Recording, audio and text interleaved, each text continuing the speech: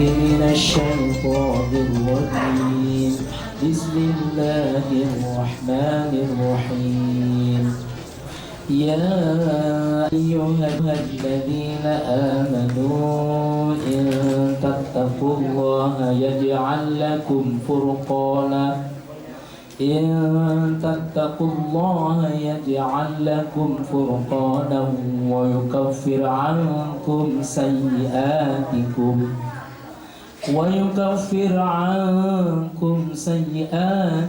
ويغفر لكم والله ذو الفضل العظيم. وإذ يمكر بك الذين كفروا ليثبتوك أو يقتلوك أو يخرجوك ويمكرون ويمكر الله والله خير الماكرين. وإذا تتلى عليهم آياتنا قالوا قد سمعنا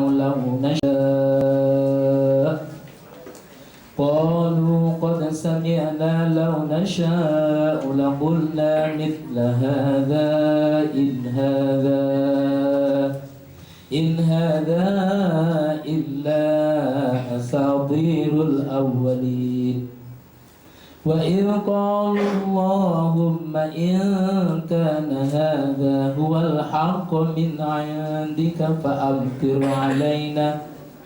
فأمطر علينا حجارة من السماء أو ائتنا بعذاب أليم. وما كان الله ليعذبهم وأنت فيهم وما كان الله معذبهم وهم يستغفرون. Shadaqallahul Azim. Terjemahan surah Al-Anfal ayat 29 hingga 33. Wahai orang-orang yang beriman, jika kamu bertakwa kepada Allah, niscaya Dia akan memberikan furqan atau kemampuan membedakan antara yang hak dan batil kepadamu dan menghapus segala kesalahanmu dan mengampuni dosa-dosamu. Allah memiliki karunia yang besar. Dan ingatlah ketika orang-orang kafir Quraisy memikirkan tipu daya terhadapmu Muhammad untuk menangkap dan memenjarakanmu atau membunuhmu atau mengusirmu. Mereka membuat tipu daya dan Allah mengagalkan tipu daya itu. Allah adalah sebaik-baik pembalas tipu daya. Dan apabila ayat-ayat kami dibacakan kepada mereka, mereka berkata, sesungguhnya kami telah mendengar ayat-ayat seperti ini. Jika kami menghendaki, niscaya kami dapat membacakan yang seperti ini. Al-Quran ini tidak lain hanyalah dongeng orang-orang yang terdahulu. Dan ingatlah ketika mereka orang-orang musyrik berkata, ya Allah, jika Al-Quran ini benar wahyu dari Engkau, maka hujanilah kami dengan batu dan dari langit, atau datangkanlah kepada kami azab yang pedih. Tetapi Allah tidak akan menghukum mereka selama Engkau Muhammad berada di antara mereka, dan tidaklah pula Allah akan menghukum mereka sedang mereka masih memohon ampunan. Maha benar Allah dengan segala firman-Nya. Bismillahirrahmanirrahim. Assalamualaikum warahmatullahi wabarakatuh. Alhamdulillahirabbil alamin, wassalatu wassalamu ala asrofil anbiya wal mursalin Sayyidina Muhammad wa ala alihi wa ashabihi ajma'in. Subhanaka la ilma lana illa ma 'allamtana innaka antal alimul hakim. Allahumma 'allimna ma yanfa'una wanfa'na bima 'allamtana warzuqna ilman yanfa'una bi rahmatika ya arhamar rahimin. Rabbana shrah lana sudurana wa yassir lana umurana.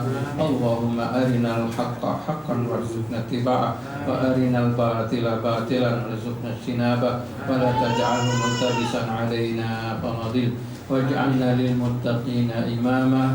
Allahumma la sahla illa ma ja'altahu sahla wa anta taj'alul huzna idza syi'ta sahla. Amin. Amma ba'd. Alhamdulillah, kita memanjatkan puji dan syukur pada Allah Subhanahu wa taala sebagai tanda kesyukuran kita, di mana dengan perkenannya juga kita bisa bertemu kembali di tempat yang mulia ini pada waktu yang penuh rahmat, yang penuh berkat. Semoga Allah Subhanahu wa taala menetapkan kita di dalam iman kita, menjadikan kita orang-orang yang khusus, yang istimewa di dunia dan di akhirat kelak, sehingga kita berjumpa dengan Allah Subhanahu wa taala dan junjungan kita Nabi Muhammad sallallahu alaihi wasallam.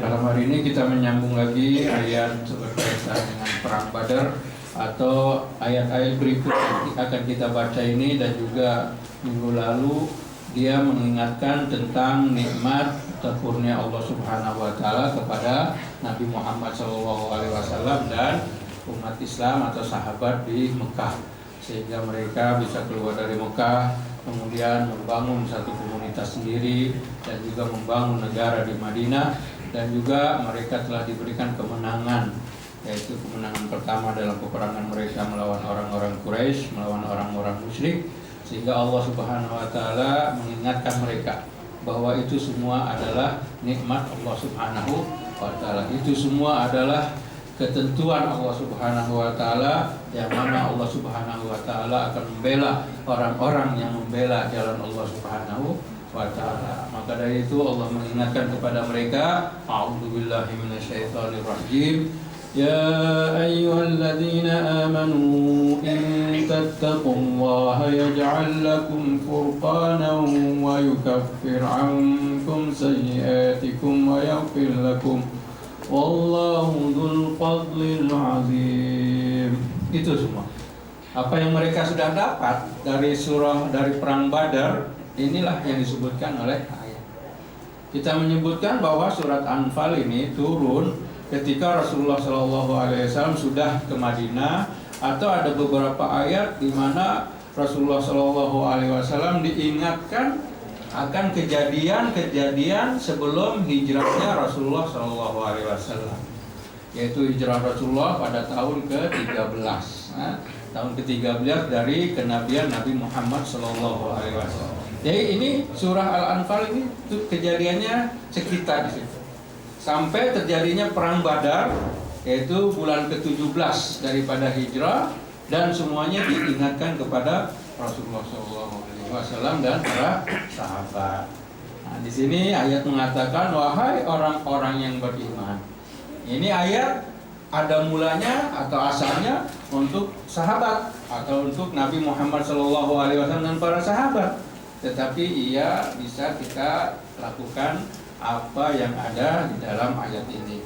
Bagaimana dikatakan di dalam kaedahnya, di dalam memahami ayat-ayat Al-Quran ini, pada mulanya atau pada asalnya ayat-ayat ini untuk umum, bukan di khusus. Al-ibrah bi umumil lafzi la bi khususis sabab. Itu kaedah. Nah, kaedah kita memahami ayat Al-Quran, kita memahami hadis-hadis Rasulullah SAW menggunakan kaidah al-ibrah bi umumil lafzi la bi khususis sabab. Consideration atau pengambilan hukum, pengambilan makna, pengambilan pengajaran itu dilihat daripada umumnya lafaz itu. Bi umum lafaz, bukan kekhususannya. Kalau kita lihat dari kejadiannya, ini khusus untuk Rasulullah dan sahabat. Artinya kalau kita mau bilang ini khusus untuk Nabi dan sahabat, kita tidak bisa bilang. Karena apa? Karena ini adalah untuk umum.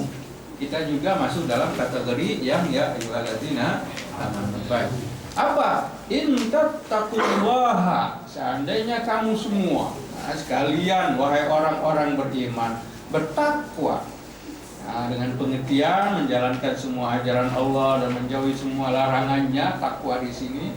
Atau takwa dengan pengertian takut kepada Allah Subhanahu wa taala, in tattaqullah, melaksanakan semua ajaran menjauhi, yaj'al lakum furqana. Pasti, di sini ada jawabannya. Pasti di sini Allah Subhanahu wa taala akan menjadikan untuk kamu furqan.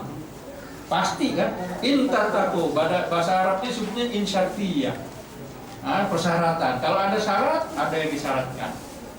Nah, ada yang disyarat di sini in syaratnya. Kalau kamu bertakwa, maka yang disyaratkannya apa yang kamu dapat, natijahnya ada 3 perkara. Kamu takwa, kamu akan dapat 3. Pasti kamu dapatkan dari 3. Apa? Yaj'al lakum furqana. Yang keduanya yukaffir ankum sayyi'atikum. Yang ketiganya yaghfir lakum. Itu kita lihat. Pertama yaj'al lakum furqana. dan batil. Nah, jadi kalau kamu berbentuk kamu furqan. Apa itu furqan? Yaitu yang bisa membedakan apa? At-Talaq. Nah, di dalam surat Talaq kan kita selalu baca di sini. Ada di sana. Apa yang di sana? Seandainya kamu bertakwa, yaj'al lakum makhraja. Kan sama ayatnya jadi. Jadi makanya itu namanya tafsir Quran dengan Quran. Nah, tafsir Quran dengan Quran, yang ada di Quran diartikan dengan apa ya? Datang. Jadi di ayat Talaq dikatakan makhraja, artinya furqan di sini adalah makhraja. Kamu akan diberikan oleh Allah Subhanahu wa taala kalau kamu semua bertakwa jalan keluar. Nah, dengan apapun jalan keluar. Nah, kalau kamu bertakwa dalam keadaan sempit misalnya, Allah akan memberikan jalan. Kita dalam keadaan susah, Allah akan memudahkan. Itu semuanya ini furqan dengan pengertian makhraja. Hanya tafsir yang tadi disebutkan furqan ini secara umum. Makanya dikatakan oleh ulama pengertian membedakan yang hak dengan yang batil ini lebih umum dari hanya sebagai jalan keluar. Karena jalan keluar ada sebagian daripada membedakan yang hak dan yang batil. Nah, jadi hanya sebagian saja. Jadi arti sebenarnya yaitu membedakan yang hak dan batil, itu yang ada. Arti khusus jalan keluar. Jadi kalau kita bertakwa, insya Allah segala sesuatunya Allah akan memberi jalan kepada kita untuk menyelesaikan masalah-masalah tersebut. Di samping itu kita bisa menyelesaikan masalah, membedakan yang hak dan yang batil. Allah juga akan menghapuskan. Bagusnya di sini tidak dikatakan min sayyi'atin. Allah akan menghapuskan sebagian dari keburukan, kesalahan. Tidak. Ayatnya di sini mengatakan yukafir ankum sayyi'at, artinya semua kesalahan. Allah semuanya ketika kita bertakwa kepada Allah Subhanahu wa taala akan menghapuskan semua kesalahan kita. Bukan sebagian.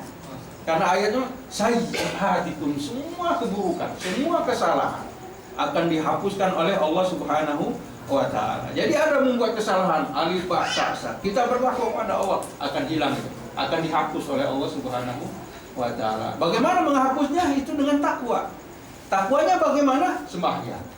Sembahyang subuh, apa yang dilakukan malam ada dosa, diampunkan oleh Allah dengan sembahyang subuh. Dari subuh ke zuhur ada yang dilakukan dosa, dengan sembahyang zuhur hapus dosanya. Zuhur ke asar lakukan dosa, dihapus dengan asar. Itu takwa.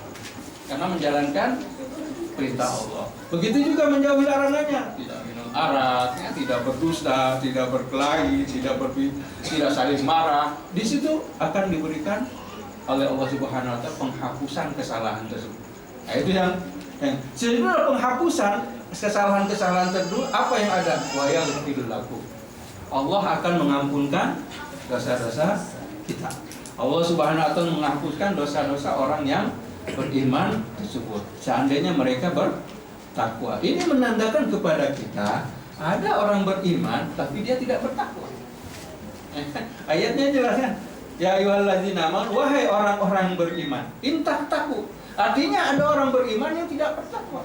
Saya percaya kepada Allah, saya percaya kepada Muhammad, saya percaya akhirat tapi tidak sembahyang, tidak zakat, tidak apa. Saya percaya kepada Allah, saya beriman kepada Nabi Muhammad, saya percaya kepada Quran, tapi berbohong, berdusta, minum kharak, melakukan perbuatan dosa.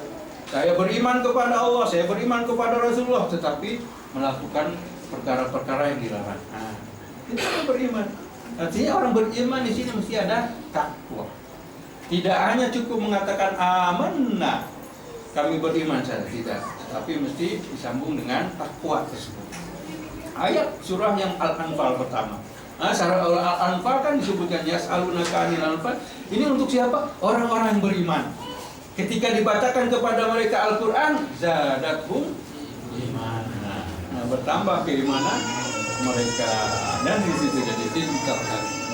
Sesudah itu Allah Subhanahu wa taala mengingatkan Nabi Muhammad sallallahu alaihi wasallam tentang kejadian sebelum hijrah.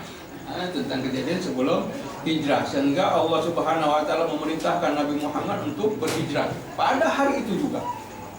Sesudah kejadian ayat ini yang dijadikan dalam ayat 30 ini, Rasulullah SAW diperintah oleh Allah langsung itu juga untuk hijrah.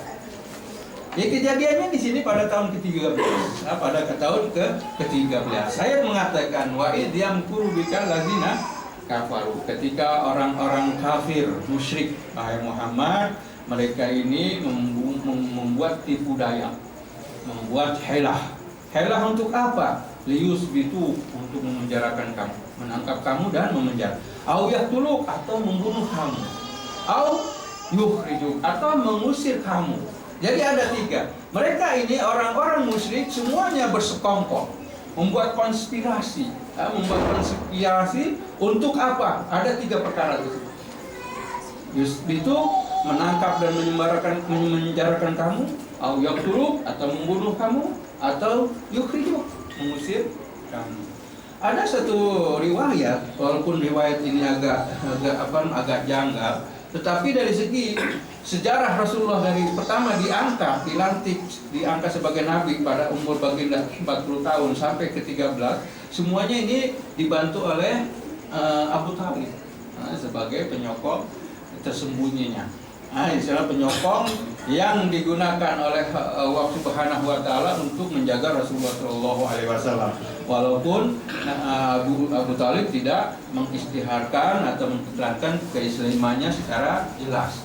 Jadi dikatakan di dalam riwayat ini kejadiannya katanya pada suatu hari orang-orang Quraisy berkumpul. Tempat kumpul mereka di mana? Di Darun Nadwah. Darun kalau bahasa kitanya di DPR itu, di gedung DPR. Di gedung DPR mereka buat apa? Di gedung DPR ini mereka berbuat konspirasi. Di Darun Nadwah. Darun Nadwah namanya. Kalau Darun Nadwah ini tempat orang-orang musyrik. Kalau tempat Nabi dan sahabatnya apa namanya? Darul Arqam. Itu sebut. Kalau Darul Nadwah, kalau Darul Arqam kita sebutkan Langgara, Surau. Tapi kalau Darul Nadwah ini DPR, bangunannya begitu besar. Jadi di Darul Nadwah ini mereka berkumpul, membuat konspirasi. Untuk apa? Jadi Abu Thalib hadir di dalam konspirasi tersebut. Abu Thalib tidak ikut, hanya ingin tahu saja apa cerita mereka. Sesudah itu Abu Thalib pulang ke rumah, ketemu dengan Nabi Muhammad Shallallahu Alaihi Wasallam. Abu Thalib berkata kepada Muhammad Shallallahu Alaihi Wasallam, wahai anak saudaraku, wahai keponakanku, orang-orang musyrik Quraisy, orang-orang Quraisy, mereka semuanya berkumpul tadi di Darun Nadwah. Di Darun Nadwah. Kamu tahu apa yang mereka bicarakan? Kata siapa? Kata Abu Thalib. Tanya Abu Thalib kepada Nabi Muhammad Sallallahu Alaihi Wasallam. Kamu tahu tidak apa yang mereka bicarakan di sana? Nabi Muhammad Sallallahu Alaihi Wasallam menjawab, Ayyasjununi, mereka mau menangkapku dan memenjarakanku. Au ayyaktuluni, atau mereka akan membunuhku. Au ayyukhrijuni, mereka akan mengusirku. Di sini Abu Thalib marah. Bagaimana kamu tahu? Ya kan, Nabi Muhammad kan tidak hadir. Ya. Kemudian Abu Thalib di sana bercerita apa yang ada di sana. Sekarang bagaimana Muhammad bisa tahu? Makanya Abu Thalib heran. Bagaimana kamu bisa tahu? Akhbarani Rabbi, Tuhanku yang Abu Thalib di sini berkata apa? Ni'mar Rabbu Rabbuka. Sebaik-baiknya Tuhan adalah Tuhanmu. Ya, Abu Thalib berkata gitu. Ni'mar Rabb, sebaik-baiknya Tuhan adalah Rabbuka, Tuhanmu. Astausili khairan, aku wasiat kepadamu, kamu kekal dalam keadaan begitu. Jadi beriman kepada Tuhanmu itu. Aku mewasiatkan kepadamu, kamu kekal. Jangan kamu buat apa-apa, kamu buat. Tapi dia sendiri nggak ikut, belum masuk agama itu. Tapi dia berkata begitu. Itu kelebihan Abu Thalib yang kita melihat. Bagaimana dia mengatakan gitu? Nabi Muhammad akhirnya terbalik. Bukan dia, bukan aku yang tetapi Allah mewasiatkan kepada untuk beriman kepada Allah. Jadi di semuanya telah berlaku. Tapi cerita yang ini dikatakan cerita yang agak janggal. Kenapa janggalnya? Karena ayat ini adalah ayat Madinah. Sedangkan cerita ini diceritakan ketika masih ada di Mekah. Tetapi dari segi isi tidak menyalahi. Kenapa? Karena pernah terjadi kejadian-kejadian ini pada tahun ketiga kenabian Rasulullah SAW. Ketika dimulainya dakwah Islam secara terang-terangan. Ketika dimulainya dakwah terang-terangan ada cerita seperti ini juga. Artinya mungkin diingatkan, ini untuk yang dulu, yang ini juga untuk yang hari diusirnya Rasulullah Shallallahu Alaihi Wasallam. Jadi gitu ya. Jadi sini orang-orang musyrik mereka mempunyai, membuat konspirasi di sini, membuat tipu daya untuk membunuh, untuk menangkap dan menjarah, membunuh atau membunuh. Apa yang terjadi? Kita ketahui Rasulullah Shallallahu Alaihi Wasallam selama 13 tahun berdakwah, banyak sahabat yang diperintah oleh Rasulullah untuk hijrah. Nah, banyak diperintah oleh Rasulullah SAW untuk hijrah. Hijrah yang pertama yang diperintahkan oleh Rasulullah SAW adalah hijrah ke Habsyah, Ethiopia sekarang. Di sana ada diperintahkan oleh Rasulullah SAW para sahabat 93 orang, 93 orang lelaki dengan 2 orang perempuan. Jadi pada tahun kelima hijrah diangkat Nabi SAW. Pergi mereka ke sana. Nah, sesudah itu ada juga Sayyidina Abu Bakar juga mau ikut. Jadi tahun kelima, tahun keenam begitu semuanya. Jadi sahabat-sahabat banyak tinggal. Karena ketika tahun kelima Rasulullah SAW memerintahkan sahabat untuk pergi, yang tinggal di sana ada 39 orang sahabat saja yang tinggal. Yaitu Khadijah, putri-putri beberapa orang putri Rasulullah SAW, Abu Bakar dan keluarganya, dan juga orang-orang yang khusus yang diminta Rasulullah SAW untuk tidak pergi. Jadi ada 40 orang, 39 sebelum Sayyidina Umar masuk Islam pada tahun ke-6-nya. Begitu terus. Sampai akhir-akhirnya semua terakhir diperintahkan kemana-mana kecuali sampai tahun ke-13 ini, yaitu yang tinggal di Mekah. Nah, yang tinggal di Mekah yang tidak pergi hijrah ada 5 orang.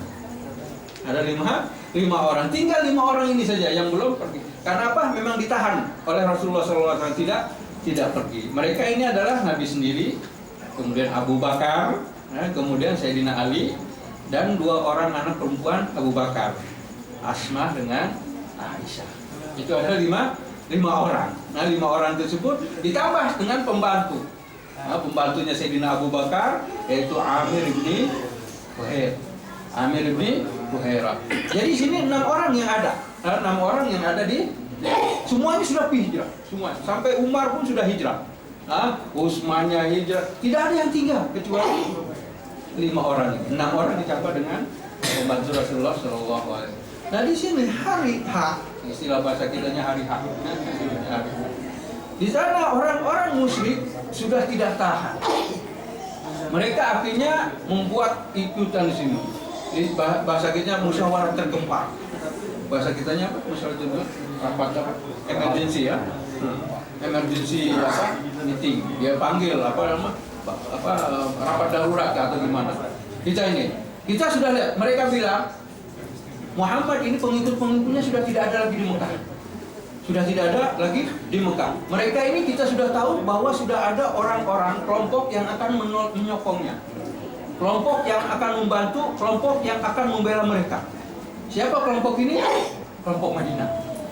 Kan di sana Aqabah Ula dengan Aqabah Tsaniyah. Aqabah Ula dengan Aqabah Tsaniyah. Sini orang-orang Madinah sudah sumpah setia untuk membela Rasulullah Shallallahu Alaihi Wasallam. Jadi mereka bilang, kalau kita tidak melakukan apa-apa kepada Muhammad sekarang juga nih, nanti orang-orang Madinah semuanya dengan apa yang mereka miliki akan melawan kita. Mereka akan menyerang kita, mereka akan berperang kepada kita. Sebagaimana kejadian dalam Aqabah Tsaniyah yang diteriakkan oleh siapa? Oleh iblis. Nah, iblis ketika itu berteriak, ya Jababit, wahai rumah-rumah, lihat nih, kumpulan ini nanti akan berperang, akan memerangi kamu. Kamu semuanya nanti akan kalah. Itu sudah dijelaskan dalam Aqabah Tsaniyah. Aqabah Tsaniyah pada tahun ke-12, pada tahun ke-12 Hijrah. Jadi tahun ke-13, ya nggak ada lain lagi. Ini yang kalau kita melakukan sesuatu kepada Muhammad ini, nanti Muhammad akan membesar dan akan mengalahkan kita. Sekarang bagaimana? Maka mereka kumpul. Berkumpullah di Darun Nadwa. Apa yang ada di sana? Di Darun Nadwa.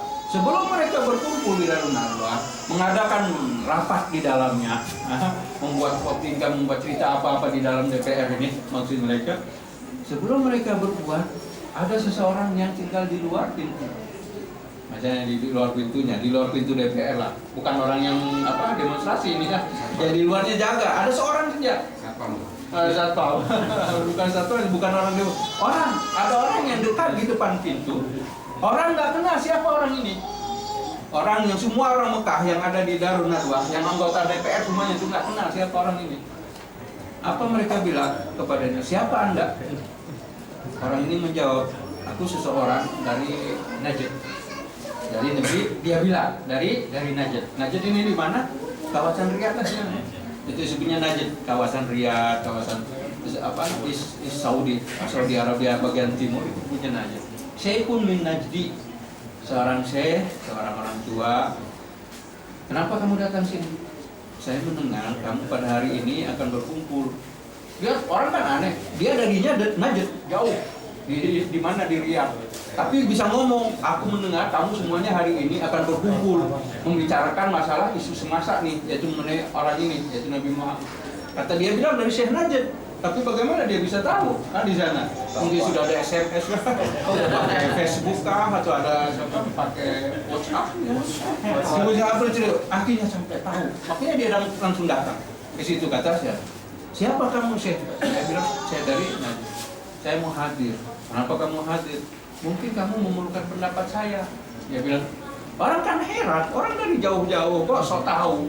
Misalnya dia bilang ini mau jadi apa? Mendapatkan nasihatnya. Mungkin kamu mendapat. Akhirnya mereka membenarkan. Dia nggak apa-apa ikut masuk di dalam. Nah ikut, mereka di dalam mulai. Kalau bicara-bicara, sebagaimana kamu ketahui, kata orang pemimpinnya, Abu Jahal pemimpinnya, anggota ketua DPR-nya.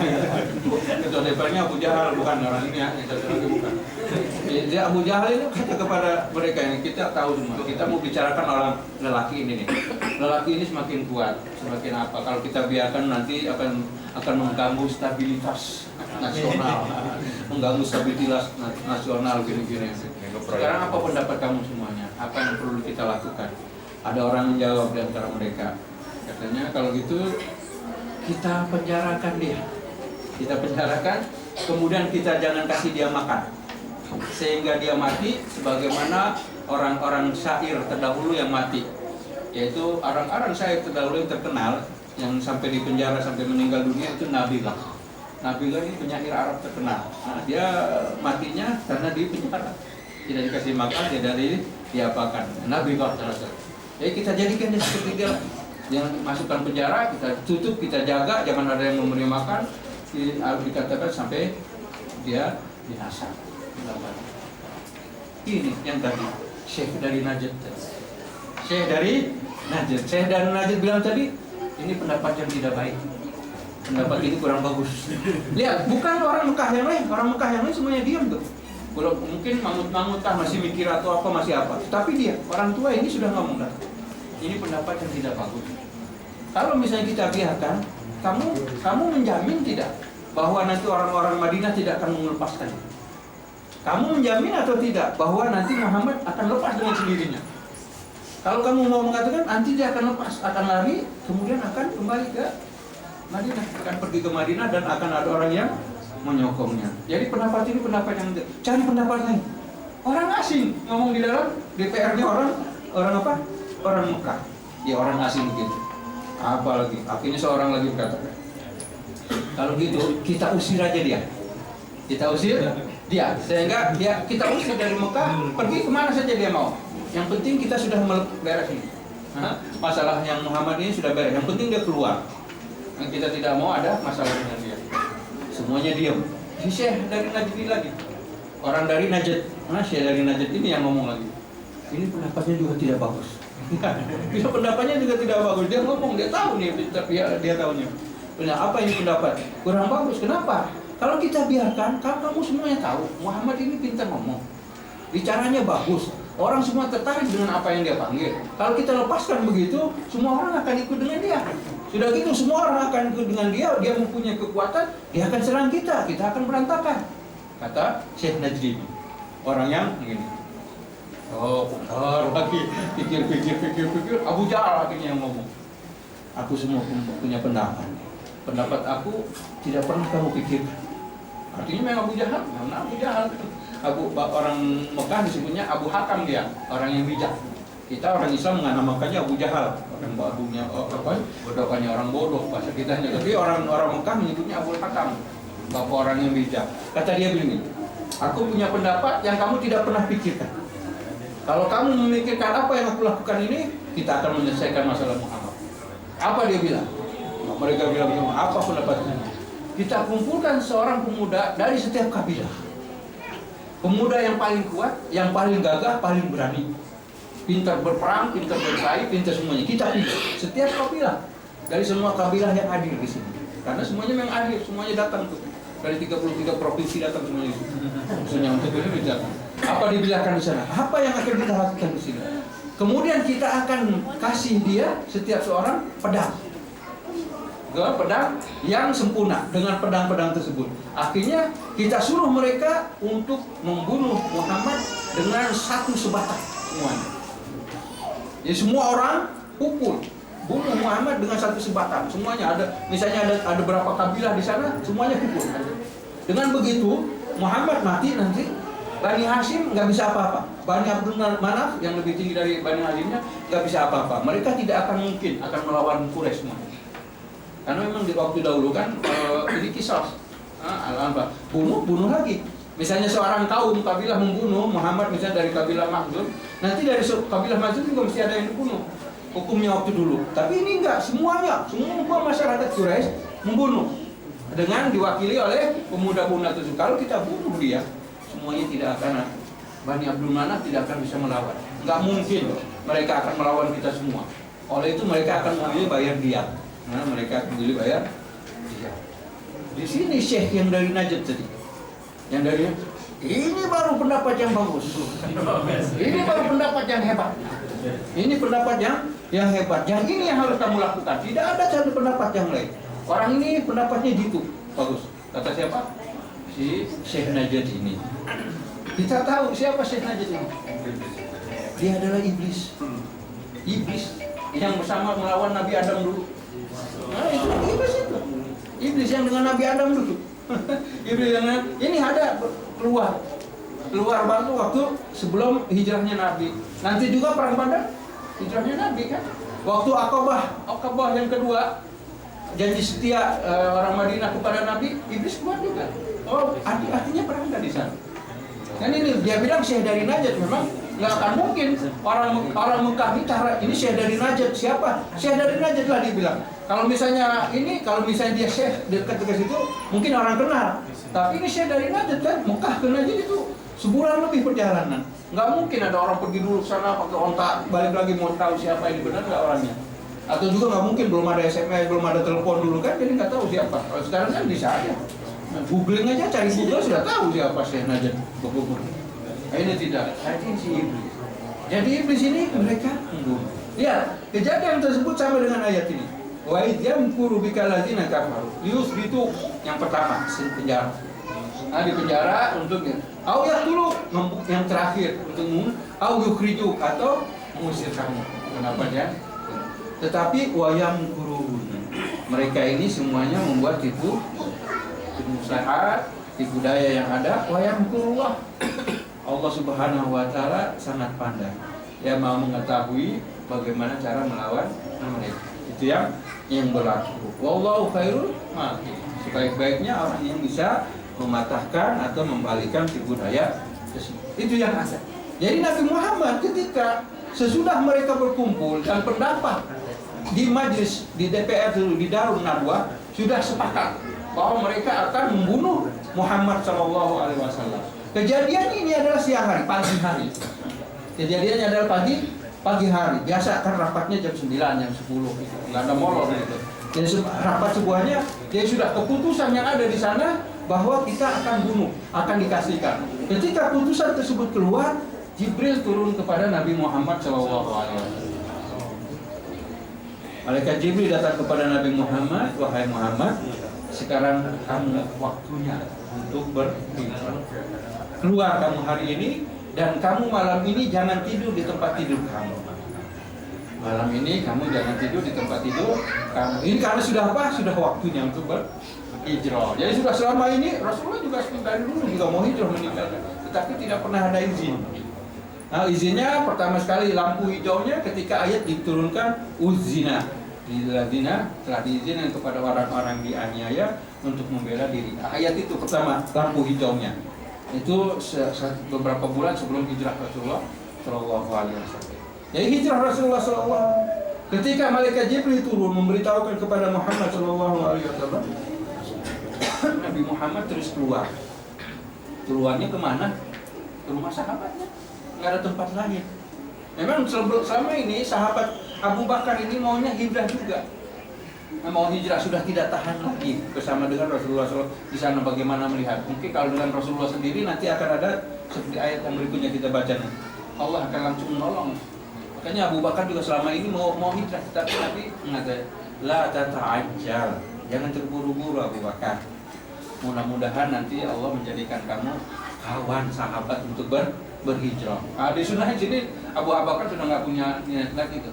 Dia tahu bahwa Nabi Muhammad ini mudah-mudahan dia yang akan menjadi sahabatnya untuk berhijrah. Maka sesudah Rasul berkata begitu, beberapa hari sebelum itu Abu Bakar sudah siap-siap membeli 2 ekor unta.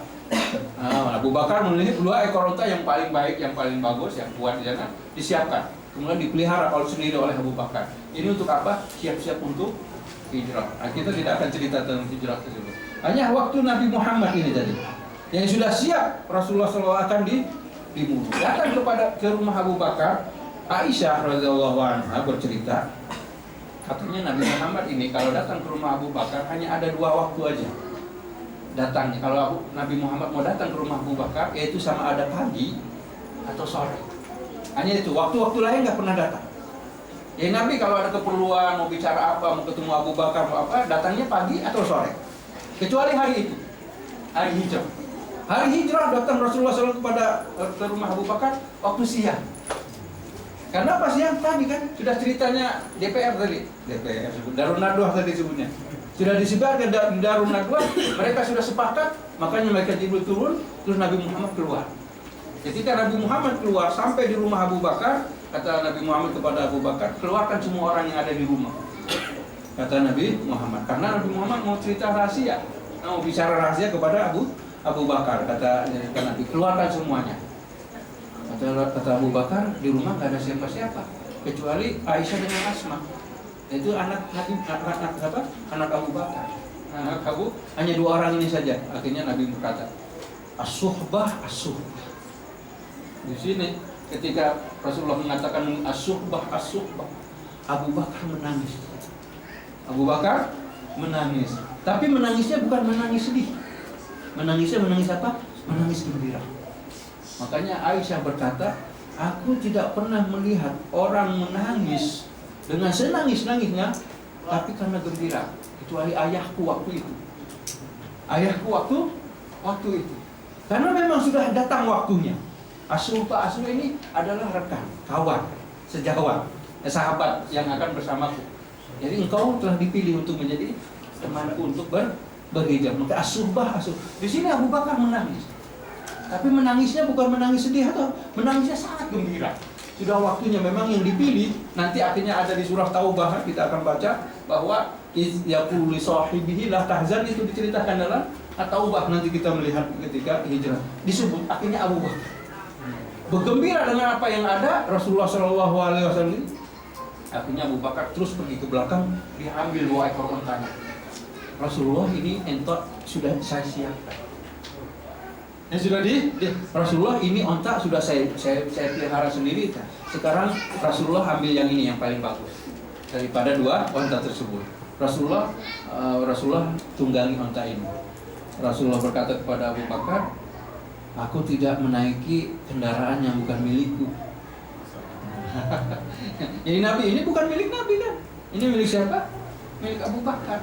Ya Abu Bakar yang beli. Kata Nabi, aku tidak mau pinjam, istilah bahasa kita pinjam lagi. Ya aku tidak mau naik kendaraan yang bukan milik.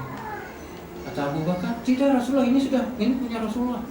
Sudah saya kasih kepada Rasulullah. Enggak, kata Rasulullah. Berapa kamu beli ini? Berapa kamu beli? Ini tidak Rasulullah. Aku berikan ikhlas. Tidak, kamu berapa beli ini? Itu aku jadikan utang. dijadikan hutang. Oke lah kalau gitu Rasulullah. Tapi ini tetap milik Rasulullah. Memang tidak ditanya lah nanti berapa. Apa mau tanya hutang kepada Rasulullah kan? Apa dengan bohong Rasulullah ngomong pantai dulu gitu mana bayarannya? Mana lah? Nggak mungkin kan? Rasulullah mungkin. Oke, siap di sana. Tetapi Rasulullah memerintahkan tunggu dulu. Nanti ketika ada aba-aba dari saya baru kita ketemu. Rasulullah pulang lagi.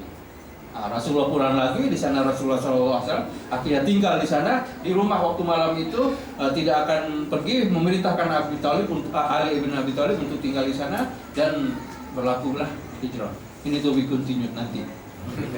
Oke, yang kuru ya, wallahu khairul makirin, itu yang ada. Sesudah itu, wa idza tutla alaihim ayatuna, ketika kita bacakan kepada mereka tanda-tanda ayat-ayat kita, yaitu ayat Al-Qur'an ini.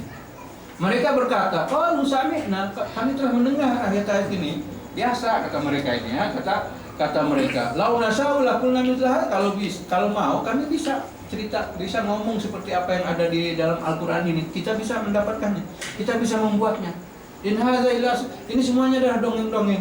Nah, cerita-cerita karut, cerita bohong, dongeng orang-orang terdahulu." Ini mereka bilang ketika melihat kepada Al-Qur'an. Di dalam riwayat yang ini dikatakan ini adalah seorang musyrik namanya An-Nadhr ibn Haris. Yang berkata ini, qalu qasami'na, mereka berkata kami telah mendengar ini. Yang berkata ini adalah seorang musyrik namanya Nadhr ibn Haris. Nadhr ibn Haris ini pernah belajar di Persia. Biasanya intelektual orang-orang kita belajar di Persia. Intelektual kita belajarnya di Amerika kan di mana. Jadi ini kan dia belajar si Nadhr ibn Haris, dia tahu cerita tentang agama-agama terdahulu. Makanya ketika Rasulullah menyeru kepada Islam, Nadhr bin Haris ini juga gitu. Sesudah Nabi Muhammad membaca Al-Quran di hadapan orang Quraisy musyrik, Nadhr ini akan ikuti. Nabi keluar, sekarang dia ngomong cerita gini. Bukankah cerita saya sama dengan cerita dia? Yang mana lebih bagus, cerita dia atau cerita saya? Kata si Nadhr ini kepada orang-orang musyrik. Jadi mereka kulna samina, ini sudah. Karena apa? Karena dia sudah tahu cerita tentang orang-orang terdahulu. Si Nadhr bin Haris begitu. Maka dia katakan, in hadza, ini semuanya adalah tipu, bohong-bohong. Akhirnya Nadhr ini di dalam perang Badar yang kita baca ini dia terbunuh dan dibunuh dalam bunuh dengan secara secara menyedihkan. Karena dia ditangkap. Ditangkap ketika di dalam peperangan, kemudian Rasulullah memerintahkan untuk membunuhnya. Rasulullah memerintahkan untuk membunuhnya, artinya beliau dibunuh. Dia dibunuh oleh sahabat yang bernama Al-Miqdad ibn Aswad. Al-Miqdad ibn Aswad ini dia yang menawannya, yang menawan si Nadhr ibn Haris ini di dalam peperangan Badar. Jadi Nadhr ini artinya dibunuh oleh Miqdad ibn Aswad di dalam keadaan musyrik. Karena jadi ini berkata begitu. Ayatuna, kami bisa, ini semuanya apa yang kamu ceritakan ini adalah cerita-cerita. Mereka juga berkata, wa idh qalu Allahumma, berdoa juga mereka. Orang-orang musyrik juga mereka berdoa. In kana hadza wal haq, apa yang ada Al-Qur'an ini betul, hak, ya betul-betul datang dari kamu, dari Engkau wahai Tuhan, dari Engkau wahai Allah. Mereka bilang, orang siapa? Orang-orang musyrik. Fa amtir alaina. Ya. Ini biasa orang-orang yang sudah mau yang sakaratul maut nih, orang-orang yang mau mati atau orang-orang yang mau dapat azab ini biasanya suka ngomong ini. Yang biasa akan mendapatkan ngomong seperti begini. Kalau betul ini dari kamu wahai Tuhan, wahai Allah, Quran ini betul-betul fa'amtir alaina, turunkan hujan kepada kami. Hujan apa? Hujan batu. Artinya mau mereka minta siksa. Kalau betul ini dari kamu, betul ini ajarannya adalah betul, ajaran yang hak. Turunkan hujan batu. Jadi au azabin alim, atau berikan kepada siksa yang pedih, turunkan kepada kami. Itu yang berlaku. Biasanya orang-orang yang sudah gitu. Di Indonesia juga kan beberapa hari yang lalu orang begitu juga. Dia sampai berani ngomong, seandainya perkawinan sejenis, perkawinan antara laki dengan laki, perempuan dengan perempuan, seperti yang dikatakan Quran, dibalikin itu negerinya, negeri siapa? Negeri kaum Lut itu.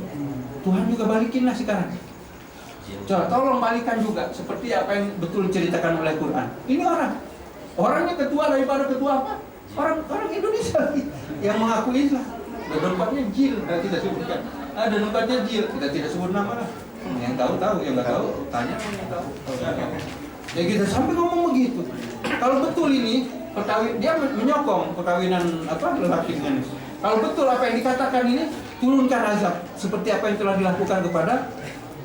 Tetapi dia ini orang yang sudah pikirannya nggak betul. Seperti itu. Maka kita lihat akan ayat yang berikutnya kan. Fa'amtir alaina hijar, turunkan hujan kepada kami, hujan dari batu. Atau kalau tidak, awitina, ya datangkanlah kepada kami azabin alim, atau azab yang. Maka ini doanya masih tidak diterima. Doa seperti orang-orang begini belum diterima karena apa? Wa ma kana Allahu liyu'adzibahum wa anta fihim wa ma kana Allahu mu'adzibahum wa hum yastaghfirun. Di sini Rasulullah bersabda, Allah Subhanahu wa ta'ala memberikan kepadaku dua keamanan. Allah memberikan kepadaku dua keamanan, dua keamanan, aman, benar. Yaitu apa? Nabi sendiri dengan istighfar. Kalau ada nabi, satu kaum tidak pernah akan dihancurkan.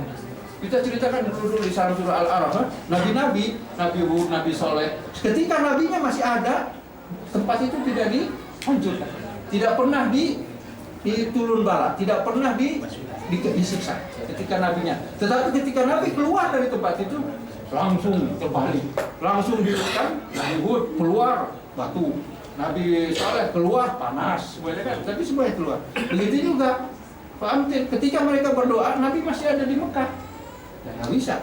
Nah, Nabi masih ada di Mekah, mereka tidak bisa dibina atau dikasih turun azab. Karena apa? Wa anta fihi.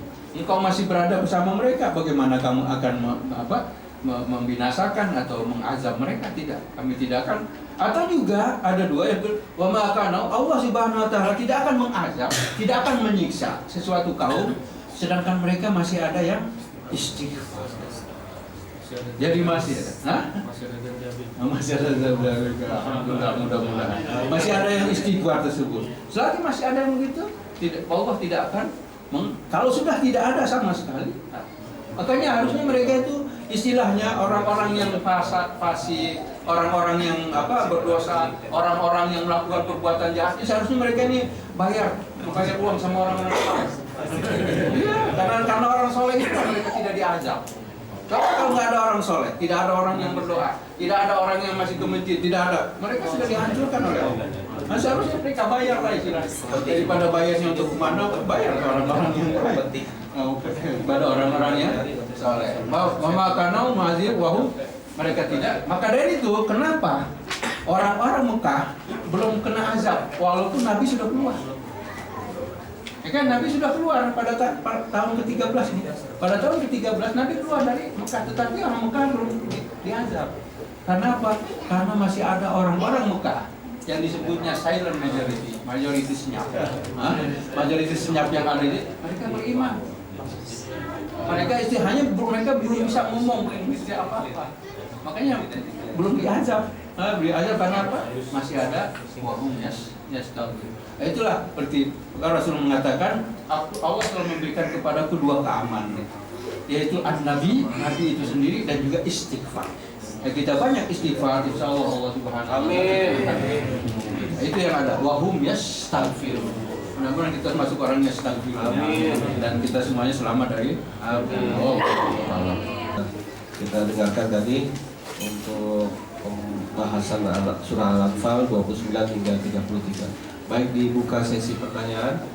1, 2, 3 penanya untuk malam hari ini. Pak Nabil, Pak. Di ayat tadi 29 tadi mengenai outcome dari orang yang bertakwa ini, wa ikafiranhum sayyiatikum dan wa yaghfir lakum, ada yang ditutupi atau dihapuskan, ada yang diampuni. Jadi ini mirip-mirip gitu. Jadi apa maksudnya lebih dijelaskan lebih detail gitu, Pak. Apa perbedaannya dan di mana letaknya? Karena disebut berdekatan dan sangat signifikan, tapi agak susah membedakannya. Tidak dijelaskan lebih detail. Kemudian yang kedua mengenai kalau zaman Rasulullah, iblis ini muncul dalam bentuk menyamar jadi manusia gitu dan langsung berinteraksi dan memberikan nasihat. Dan itu dilakukan berkali-kali pada saat perang Badar, perang Nadwa. Nah, apakah iblis ini akan masih muncul pada zaman-zaman sekarang ini sehingga dia bisa menyamar menjadi orang yang sangat nampak bijak gitu, memberikan masukan-masukan yang menimbulkan kerusakan, ya perbuatan fasad ini sekarang di dunia ini luar biasa nih. Perbuatan fasad di dunia ini, pembunuhan segala macam sangat dahsyat ya, berjuta-juta ini. Kezaliman sudah sangat merajalela. Apakah penasihatnya iblis ini? Iblis memang dengan pertempuran, dengan perselisihan dan ya untuk hancur manusia. Tidak. Iblis lagi. Sudah yang Pak. Tapi saya ingin spesifik lagi.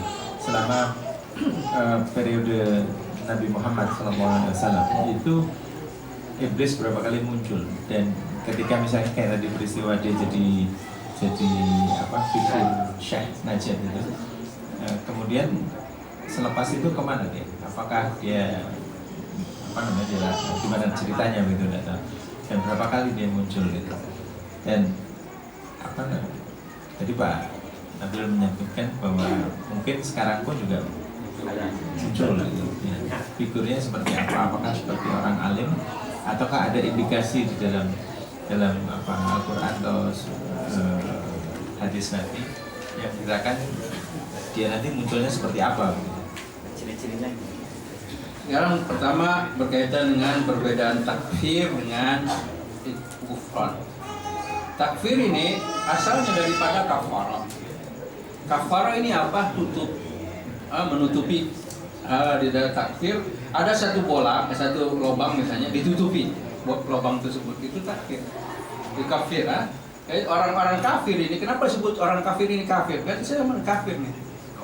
Kenapa? Karena hati dia tertutup oleh apa? Oleh kesyirikan, sehingga mereka tidak mau beriman kepada Allah Subhanahu. Jadi di sini artinya sayyi'at, ada suatu perbuatan salah, perbuatan dosa. Perbuatan dosa tersebut ditutupi oleh Allah Subhanahu wa Ta'ala. Nah, ditutupi apa yang ada di sini takfirnya, sehingga perbuatan tersebut, kesalahan tersebut tidak kelihatan. Perbuatan tersebut tidak kelihatan. Apa yang ada sehingga perbuatan kesalahan tersebut akhirnya hilang, dihapus oleh Allah Subhanahu wa Ta'ala. Proses penghapusan tersebut itu adalah takfir. Proses daripada menghapus dosa ini dihapus, dosa ini dihapus, dosa ini dihapus. Akhirnya terus apa yang ada semuanya dihapuskan oleh Allah Subhanahu wa Ta'ala. Sehingga datang hasilnya dari ini adalah ghufran, yaitu keampunan dari Allah Subhanahu wa Ta'ala. Sebetulnya ayat yukafir dengan ayat ghufran ini ada dalam sifat-sifat Allah yang dari 99 itu, yaitu al-afu, al-ghafur. Al-afu di sini adalah Maha Pemaaf. Sedangkan ghufran adalah Maha Pengampun. Kalau pengampun, dia diampuni dosa, berarti ada melakukan perbuatan dosa. Kalau maaf ini ada dosa atau tidak ada dosa, dimaafkan. Kayak disebut, kita menyebutkan afun ini lebih tinggi, lebih dari segi pelaksanaan atau kelakuan manusia melakukan perbuatan dosa. Al-afu ini lebih baik daripada al-ghafur. Kalau ghafur diampunin saja, tetapi mungkin kesalahannya masih ada, masih disebut. Kalau ghafur ini diampuni oleh Allah, ya diampuni itu semuanya. Tetapi kesalahannya masih disebut. Misalnya tidak sembahyang, berdosa, tidak puasa, masih ada tuh digantung. Tapi diampuni orang ini ya, diampuni orang ini. Masih istilahnya disebut oleh misalnya pemerintah, raja sebutkan, aku ampunkan. Tetapi masih sebutkan ini melakukan ini. Tetapi kalau yang afu, maaf enggak. Kelakuan perbuatan dosanya tadi dihapuskan oleh Allah, seolah-olah tidak ada apa-apa. Nah, seolah tidak berlaku apa-apa. Makanya sini takfir yang pertama dihapus tuh. Apa yang ada sama sekali perbuatan dosanya nggak kelihatan, semuanya akhirnya jadi putih. Nah, istilah bahasa ini jadi putih, nggak kelihatan ada titik hitam atau titik noda, itu nggak ada, semuanya jadi putih. Oke, itu takfir. Kalau kita lihat daripada kronologinya, lihat pertama yaj'allahu makhraj. Untuk apa? Jalan membedakan yang hak dengan yang batil ini untuk apa? Untuk dia melakukan perbuatan yang baik, melakukan perbuatan yang diperintah oleh Allah, itu untuk furqan itu dapat. Soalnya nggak mungkin ada takwir dosa-dosa diampunan, nggak mungkin kalau sebelum dia mengetahui mana yang hak mana yang batil. Nah, makanya itu ayatnya didahulukan dulu, ya alakum furqan dulu disebutkan. Sesudah kamu tahu yang baik, yang hak dengan yang batil, kamu akan menjauhi perbuatan-perbuatan yang batil, kamu akan melakukan perbuatan yang hak, maka setiap kamu akan dikafir. Diampun oleh, dimaafkan, dihapuskan kesalahan-kesalahan tersebut, sehingga Allah Subhanahu akhirnya mengampunkan dosa-dosa mereka dengan ampunan tersebut, dan akhirnya mereka mendapatkan kurnia yang besar. Karena apa? Wallahu dzul fadlil azim. Nah, gitulah. Ya, kita melihat bagaimana takfir tadi. Takfir ini penghapusan, dia hapus segala dosa. Dengan gufran adalah pengampunan. Jadi kita bisa melihat di sini pengertian pemaafan dengan pengertian pengampunan tersebut. Dua-duanya disebut. Dimaafkan dan juga diampuni. Berkaitan dengan iblis, apakah iblis masih hidup sampai sekarang? Iblis masih hidup sampai sekarang, masih. Karena ini adalah janji Allah. Allah Subhanahu wa taala telah berjanji kepada iblis bahwa iblis akan hidup sampai hari kiamat. Nah, padahal ceritanya sudah cerita dulu di dalam surah Al-A'raf juga ada, di dalam surah yang lain juga ada. Ketika iblis berkata kepada Allah Subhanahu wa taala, "Fa'anzirni ila yaumil." Kata iblis, "Ya Allah, sudah terjadilah kejadian antara malaikat dengan antara Adam dengan iblis. Jadi iblis dimalukan di hadapan semua makhluk yang ada ketika. Kalau gitu ya Tuhan, aku minta supaya Engkau memanjangkan umurku sampai hari kiamat, ila yaumiddin, hari kiamat itu." Maka Allah Subhanahu berkata, aku janji, engkau akan hidup. Untuk iblis saja, bukan jinnya. Kalau jinnya mati seperti kita, seperti manusia, jin mati seperti kita. Nah, di mana kita? Jangan tanya di mana kuburannya. Tanya mana kuburannya jinnya. Kita lihat jinnya aja nggak kelihatan. Bagaimana melihat kuburannya? Kita tidak akan melihat yang demikian. Nah, itu. Tapi untuk iblis yang bersama Adam ini, dia akan sampai. Iblis ini kita dulu juga pernah cerita-cerita. Datang ke nabi-nabi, kemana perang-perang nabi dulu pernah cerita gitu. Dan juga ketika Rasulullah SAW sebelum Nabi dilahirkan, iblis juga pernah berbicara dengan orang Mekah. Ketika Rasulullah lahir, iblis juga pernah keluar. Istilah penampakannya, yang hanya penampakannya, tidak penampakan iblis. Karena tidak akan tahu. Sekarang bagaimana dia tahu dia iblis? Kita tahu dia ini iblis dari mana? Dari orang yang berkata benar. Siapa yang berkata benar? Hanya Rasulullah. Kalau manusia biasa, misalnya sahabat pun, ngomong sahabat, dia lihat iblis, kita nggak percaya. Kita tidak percaya walaupun itu sahabat. Karena apa? Sahabat belum tentu dia bisa melihat iblis. Yang bisa melihat itu hanya Rasul. Nah, cerita yang tadi, yang saya dari Najat itu datang dari apa? Itu adalah iblis. Ini karena Rasulullah bercerita kepada kita. Bagaimana Rasul bercerita? Karena Ibnu Abbas berkata kepada kita bahwa Rasulullah pernah bercerita begini. Jadi Rasulullah menyebutkan, kita sudah sebutkan di dalam ayat sebelumnya waktu terjadi peperangan Badar tersebut. Ya, di sana peperangan Badar, apa yang berlaku? Iblis juga turun bersama dengan tentara musyrik. Ya, bersama dengan tentara, kita sebutkan iblis ketika itu menyerupai siapa? Seseorang manusia yang bernama Suraqah ibn Malik. Nah, Suraqah ibn dalam perang Badar tersebut, ini iblis menyerupai Suraqah ibn Malik. Suraqah ibn Malik tidak ikut perang. Dia karena apa? Dari satu kaum. Dari satu kaum yang mana dia bersumpah karena waktu hijrah Rasulullah SAW, Suraqah ini bertemu dengan Nabi dengan Abu Bakar. Hanya dia yang mengetahui Abu Bakar dengan Nabi sedang pergi. Yang lain semuanya nggak tahu karena Suraqah dikejar. Lalu dikejar ini akhirnya berjumpa dengan Nabi. Tapi terjadilah kejadian antara Suraqah, karena Suraqah ketika sudah siap membunuh Rasulullah SAW, ontanya selalu jatuh. Sudah dekat di depannya Abu Bakar dengan Abu Bakar dengan Nabi Muhammad SAW dengan Amir bin Fuhairah. 3 orang. Jadi 3 orang di sana. Setiap mau dokter, ontanya jatuh, kudanya. Dia datang, jatuh lagi dia. Sampai 3 kali jatuh. Akhirnya dia punya betul ini orang ini betul kali. Orang-orang Quraisy akhirnya ketemu dengan Rasulullah. Ketika ketemu dengan Rasulullah, tadinya sekarang kata siapa Suraqah bin Malik ketika itu sekarang siapa yang menolong kamu? Kalau Rasulullah kan Allah yang menolongnya. Tapi Suraqah tidak. Akhirnya Suraqah di situ dia menulis, membuat satu perjanjian di situ. Membuat satu perjanjian bahwa dia selama ini tidak akan mau menyerangi atau tidak akan mau memusuhi Nabi Muhammad SAW. Perjanjian. Mana perjanjian ini nanti waktu perang Hunain akan keluar tahun ke-9. Itu cerita lain lagi. Jadi Suraqah ini dikatakan tidak ikut dalam peperangan karena dia sudah janji tidak akan berperang melawan Rasulullah SAW. Si iblis ini dia datang menyerupai Suraqah. Kan kita sebutkan Rasulullah membuat apa? Melempar dengan pasir tersebut. Nah, di sana Suraqah ketika malaikat turun dengan 1000 malaikat yang murdifin tersebut, iblis malaikat sudah turun. Kan akhirnya dia sebutkan dalam ayat ini kita disebutkan ketika mereka melihat tidak akan kamu hari ini nggak akan menang. Padahal dia sendiri yang memerintahkan, dia sendiri yang tahrib, dia yang memprovokasi.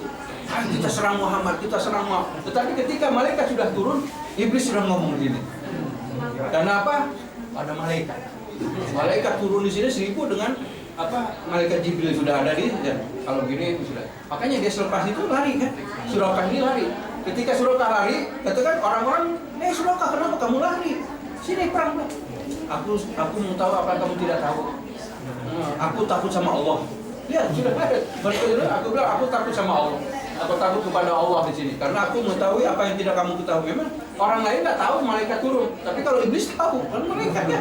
Ya sesama dia. Makanya dia pergi. Itu satu. Ya sekalian kita berapa kali lah menyebutkan. Begitu juga ketika terjadinya apa bai'ah Aqabah Tsaniyah. Aqabah kedua berkaitan dengan tak setia orang-orang Madinah. Ketika sudah terjadi antara 73 orang lelaki dengan 2 orang perempuan di namanya Syu'bah Aqabah di sana, terjadi perjanjian antara ini Rasulullah SAW. Terus ada orang yang menjerit, ada orang berteriak. Nah orang yang ya jababi teriakan. Itu dari mana? Dari balik bukit, dari balik tempat mereka membuat perjanjian dengan Rasulullah SAW. Terdengar itu di balik itu. Ini mereka, dia berkata, sudah, kamu semua sekarang mulai hari ini kamu tidak akan menang melawan Muhammad. Mulai hari itu. Kalau dikatakan oleh siapa? Ya, tapi mereka tidak tahu siapa yang teriak. Nah, dikasih tahu oleh Rasulullah SAW ini adalah iblis yang jadi ada beberapa kejadian tersebut sampai iblis-iblis tersebut. Sampai dalam peperangan berikutnya juga iblis juga ikut. Nah, iblis juga ikut. Tetapi setiap itu karena apa? Iblis ini dhaif, lemah. Huar-huarnya saja dia hebat. Teriakan-teriakannya saja dia hebat. Yel-yelnya saja dia hebat. Tetapi semuanya lemah. Seperti sekarang lah, pengikut-pengikut iblis itu yel-yelnya kuat, hebat.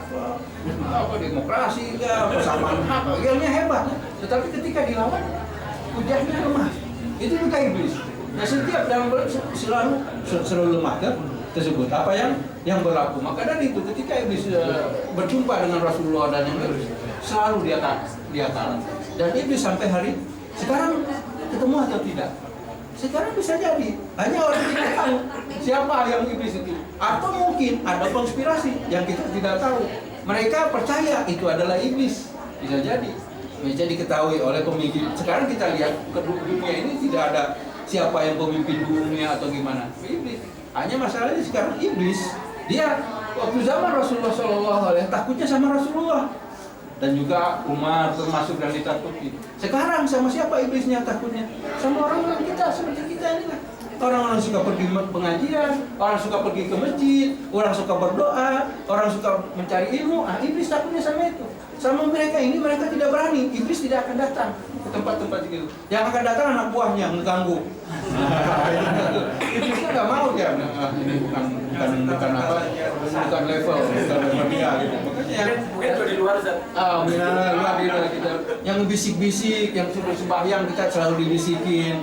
Mau sedekah dibisikin, jangan gini. Yang sedang puasa dibisikin. Nah, istilahnya bahasa kita pembisik gitu. Nah, itu anak buah. Untuk iblisnya, hanya iblisnya hanya satu. Nah, iblis hanya satu, sama seperti Adam hanya satu Adam. Nah, di sini ada iblis sampai sekarang juga ada. Mungkin dia di satu tempat yang kita tidak tahu apa, mereka mempunyai satu perkumpulan, satu perjumpaan, ada yang gitu. Akhirnya ada cerita-cerita Illuminati, penyembah setan, nah, ada seperti itu gitu. Kenapa? Itulah kehidupan yang ada. Jadi itulah kita melihat bagaimana para iblis tersebut menyerupai Allah. Mudah-mudahan apa yang sudah kita dapat pengetahuan malam hari ini menambah pengetahuan kita dan semakin mantap keimanan kita untuk memberkati majelis malam hari ini. Kita doa bersama-sama yang dipimpin oleh guru kita. Alhamdulillahirabbil alamin hamdan yu'afi ni'amahu wa yukafi mazidah. Ya Rabbana lakal hamdu kama yanbaghi li jalali wajhika wa 'azimi sultanik. Allahumma shalli salatan kamilatan wa sallim salaman taman ala sayyidina Muhammadin alladzi tanhalu bil 'uqad wa tanfariju bil qurab wa tuqda bil hawaij wa tunalu bil raqab wa husnul khawatim wa istasallama fi wajhil karim ala alihi wa sahbihi fi kulli lamhatin wa nafasin bi adadi wa alamin. Allahumma ahsin aqibatana fil umuri kulliha wa ajirna min khizyi dunya wa 'adzabil akhirah. Allahumma aslih lana dinana allati huwa ismatu amrina wa aslih lana dunyana allati biha ma'ashuna wa aslih lana akhiratana allati ilayha ma'aduna. Allahumma jalil hayata ziyadatan lana fil khair wa jalil mauta rahatan lana min kulli syarr. Allahumma tubna bi hadzal majlis majlisan bi qira'atil Qur'an wa tafsirihi ya Allah. Warzuqna min al-uquli aw qara'a min al-ajrani asfaha ومن الأعمال أزكاها ومن الأخلاق أطيبها ومن الأخلاق أطيبها ومن الأرزاق أجزلها ومن الصحة أتمها ومن العافية أكملها ومن الدنيا خيرها ومن الآخرة نعيمها يا أجود من أعطى. اللهم آت نفوسنا تقواها وزكيها أنت خير من زكاها أنت وليها ومولاها. اللهم إنا نسألك فواتح الخير وخواتمه وجوامعه أوله وآخره وظاهره وباطنه والدرجات العلى من الجنة. وصلى الله على سيدنا محمد وعلى آله وصحبه أجمعين. سبحان ربك رب العزة عما يصفون وسلام على المرسلين والحمد لله رب العالمين. بسم الله الرحمن الرحيم. والعصر إلى الذين آمنوا وعملوا الصالحات وتواصوا بالحق وتواصوا بالصبر. سبحانك اللهم وبحمدك أشهد أن لا إله إلا أنت أستغفرك وأتوب إليك.